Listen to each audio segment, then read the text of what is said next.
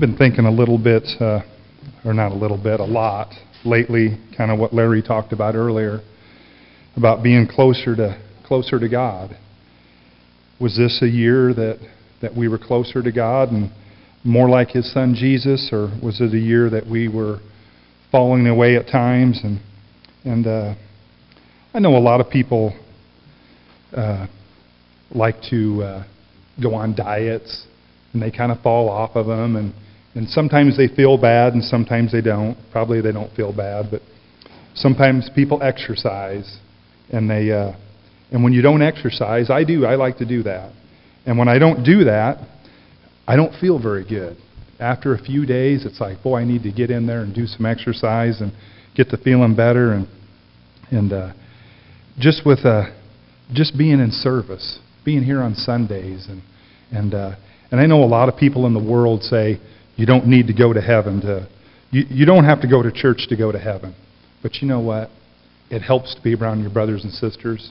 It helps to be encouraged. It helps to be loved on. It helps to be other people praying for you and you praying for others. And it's very important to be together. And I know the world, I think, doesn't recognize that. And as a church body here and Christians, we do recognize that we do gain,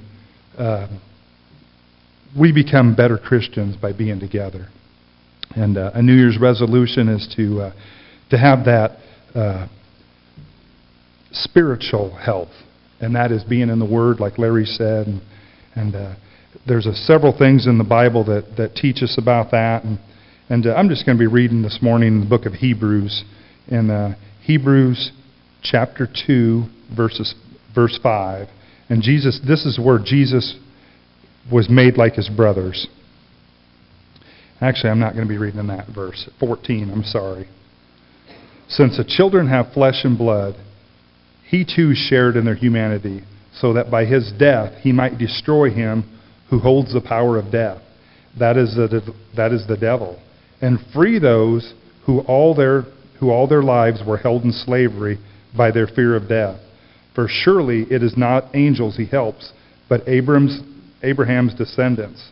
For this reason He had to be made like His brothers in every way, in order that He might become merciful and faithful, a high priest in service to God, that He might make atonement for the sins of the people, because He Himself suffered when He was tempted.